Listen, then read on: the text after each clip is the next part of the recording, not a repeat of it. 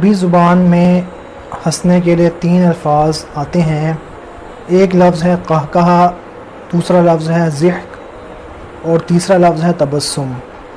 قہقہہ عربی زبان میں کہتے ہیں کہ اتنی اونچی آواز سے ہنسنا کہ ساتھ والے لوگوں کو بھی آپ کے ہنسنے کی آواز آئے۔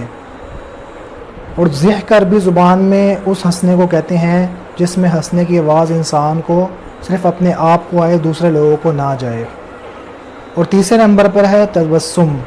تبسم جس کو ہم اردو میں مسکرانا کہتے ہیں یا مسکراہٹ کہتے ہیں، اس کو عربی میں تبسم کہتے ہیں۔